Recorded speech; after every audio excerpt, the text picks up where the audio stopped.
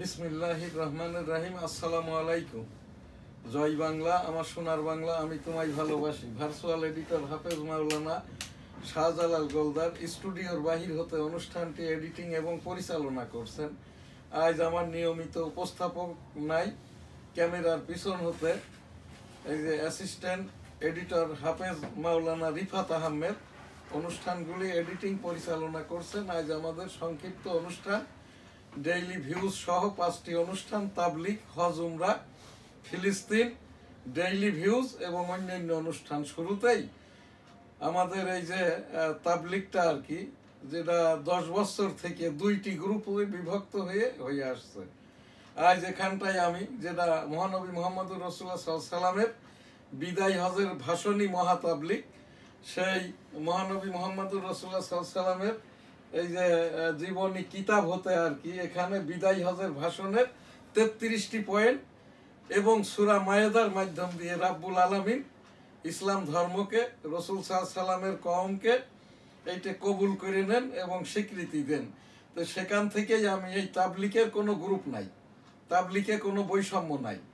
এখন এই যে মামুনুল মাওলানা, সাদ মাওলানা, জুবায়ের মাওলানা ব্যক্তিগত স্বার্থ চরিতার্থ করার জন্যে নাকি তাবলিগের কারণে, তো যেটা বিদায় হজের ভাষণে মহানবী মুহাম্মদুর রাসূলুল্লাহ সাল্লাল্লাহু আলাইহি ওয়াসাল্লামের যে কথাগুলো, তার মধ্য থেকেই আর কি আমি বহুবার আর কি এই কিতাবের এখানের এই 33 পয়েন্ট এবং রাব্বুল আলামিন কবুল করে নেওয়া 1 পয়েন্ট পড়েছি। এখান থেকেই আর কি আমি তাবলিগের ওপরের যে গুরুত্বপূর্ণ কয়েকটি পয়েন্ট আর কি আমি এখান থেকে পাঠ করছি।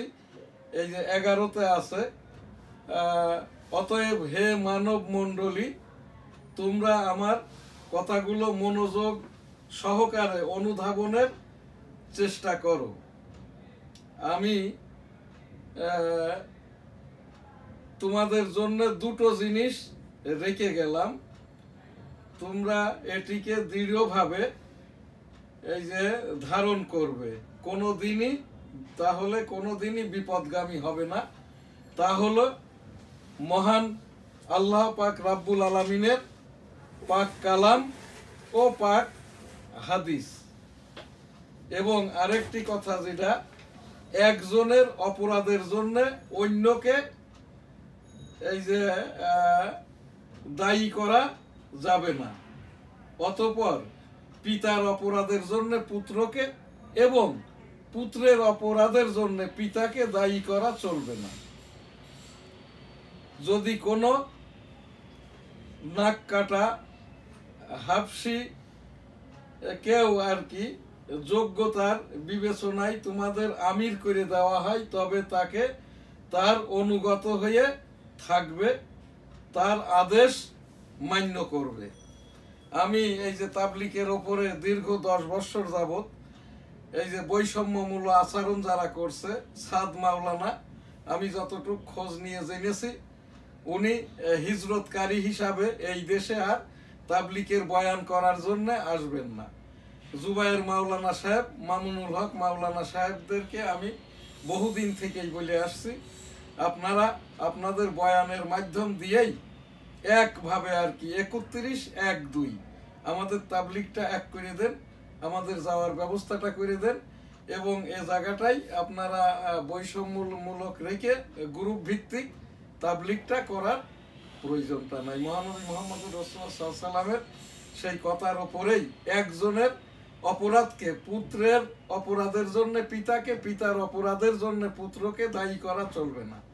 কাজেই যদি সাদ মাওলানা এখান থেকে কোনো অপরাধ করে থাকে, অপরাধমূলক কথা বলে থাকে, উনি তাওবা ইস্তেগফার করে আল্লাহ তাআলার কাছে মাপ চেয়ে নেবেন।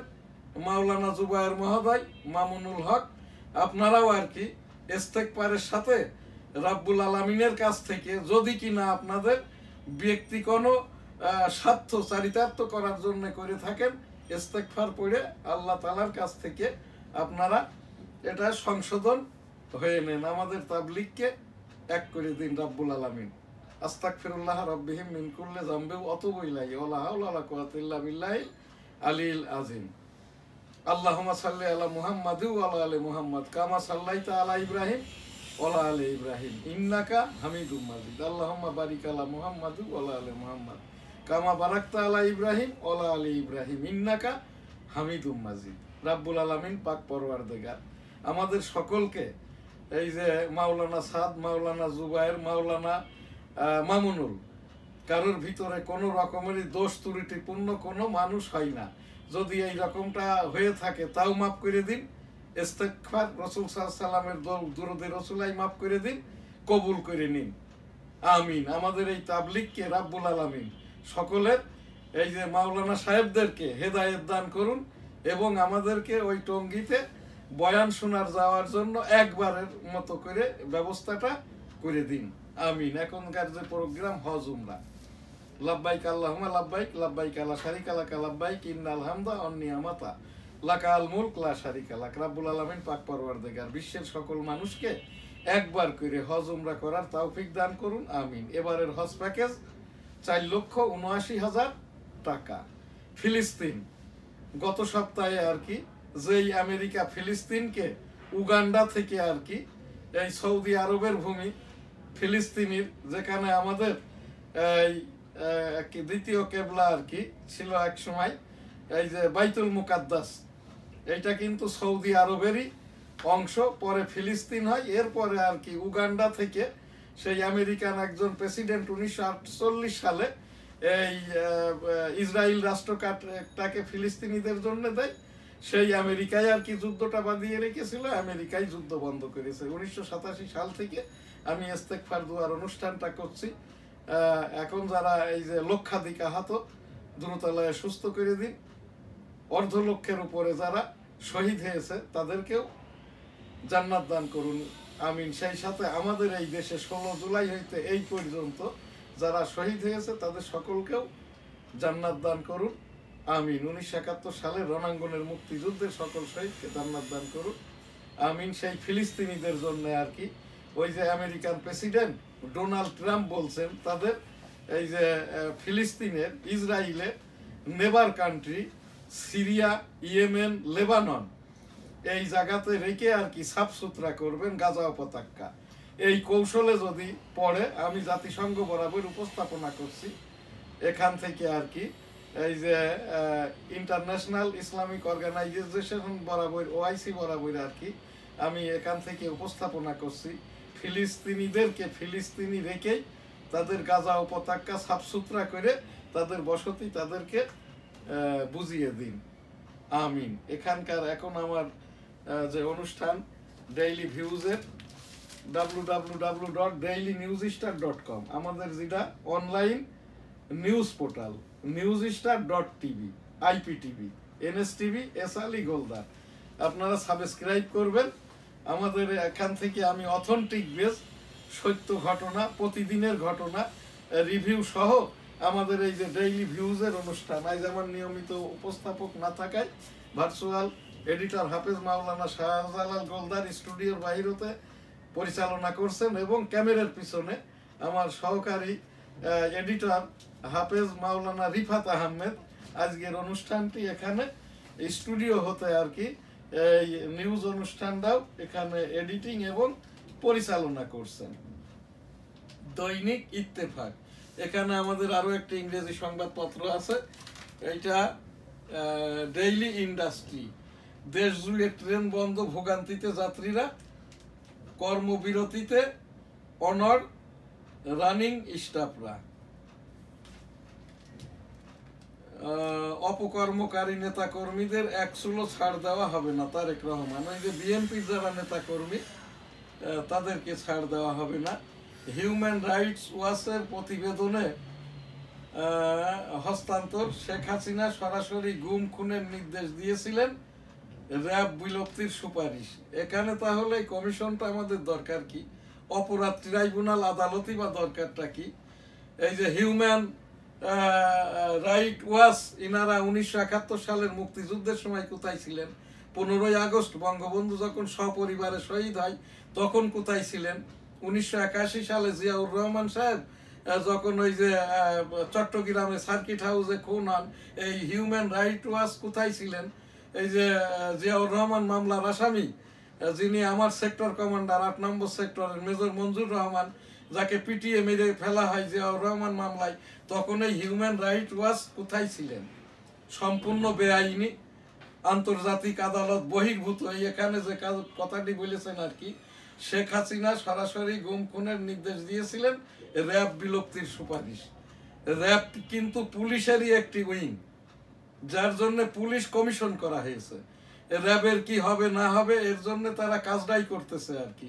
এই যে হিউম্যান রাইটস ওয়াচ, এরা কাদের টাকা নিয়ে কাদের পারপাস সার্ভ করছে, এটা এখন দায়িত্ব পড়ে গেছে মাননীয় প্রধান উপদেষ্টা ডক্টর মোহাম্মদ ইউনুস মহোদয়ের, ওই যে অতি বিজ্ঞ ওনার যিনি আর কি শফিকুল আলম, সার্জিস আলম, নাহিদ ইসলাম, এবং এই যে বৈষম্য বিরোধী ছাত্র আন্দোলনের মাস্টার মাইন্ড মাহফুজ আলম, ইনাদের এখন এই দায়িত্ব। হিউম্যান রাইট ওয়াচ এই যে কথাগুলি বলছেন, এখানে এই যে মাহফুজ সঠিক কথাটি বলেছেন আর কি। এখানে হিউম্যান রাইট ওয়াচের এই কথাটাই আমি একজন মাননীয় উচ্চতর আদালতের অ্যাপিলেট ডিভিশনের রেভিনিউ লয়ার হিসাবে আমি এখান থেকে উপস্থাপনা করলাম। এইটা হিউম্যান রাইট ওয়াচের সম্পূর্ণ একটি এই যে বেআইনি কাজ করেছেন, আইন বহির্ভূত কাজ করেছেন। এখানে যে দুইটি কথা বলেছে, র্যাবের ওপর কমিশন হয়েছে, আর ওই যে শেখ হাসিনার উপরে মামলা হয়েছে, মামলা চলমান। এই জায়গাটায় এই রকম কথাটা কেন বলা হচ্ছে?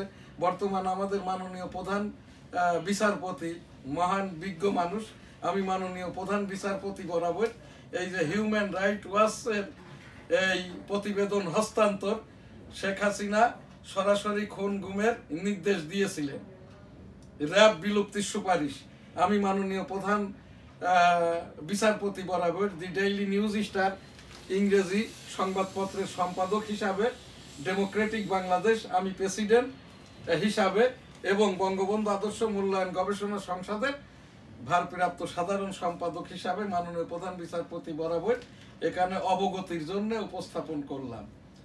বাংলাদেশপন্থীদের অবশ্যই মুক্তিযুদ্ধপন্থী হতে হবে। মাহফুজ, এই যে মাননীয় প্রধান উপদেষ্টার যিনি প্রেস সচিব ছিলেন, এখন তো আবার উনি স্বঘোষিত, এবং এই যে উপদেষ্টা একবার নিয়োগ হওয়ার পরে পরবর্তীতে যারা উপদেষ্টা হয়েছেন আর কি, এরা যাদের দপ্তর নাই, এরা সকলেই কিন্তু অবৈধ।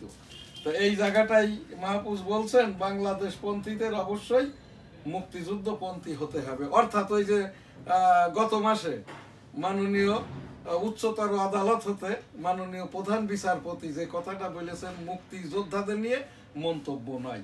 মাহফুজের এই কথাটির জন্য আমি তাকে ধন্যবাদ জানাচ্ছি।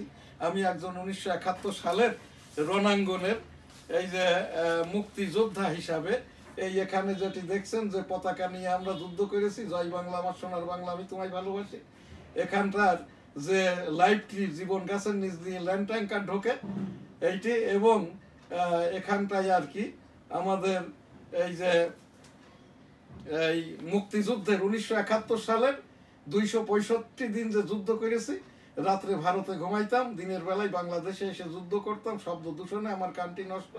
আমার পিতা মরহুম হাজী মধুগুলদারও যুদ্ধাহত মুক্তিযোদ্ধা ছিলেন, সেই মুক্তিযুদ্ধের সনদটিও এখানে।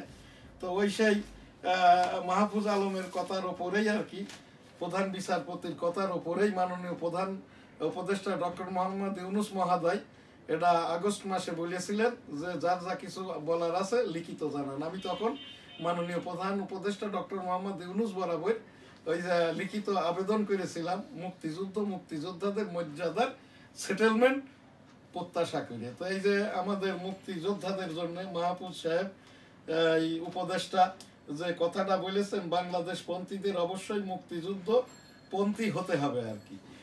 এখানে এই কথাটির জন্য ধন্যবাদ জানাচ্ছি। আমি সেই রণাঙ্গনের 265 দিনের মুক্তিযোদ্ধা। আমার মুক্তিযুদ্ধের সনদ, ইউটিউব সামাজিক আইন সাংবাদিকতা ICT অ্যাক্ট 2018 বইটির অথর আমি। এর ভিতরে মুক্তিযুদ্ধের 9 মাসের 265 দিনের 2000 মিনিটের 9টি প্রোগ্রাম আছে। এখন আমাদের এখানে এই শেষ যে প্রোগ্রাম আর কি, আমি এই জায়গাটাই ডেঙ্গু সতর্কতায় থাকুন, কোভিড সতর্কতায় থাকুন, সিটি কর্পোরেশন প্রতিদিন একবার করে মশার ঔষধ স্প্রে করুন।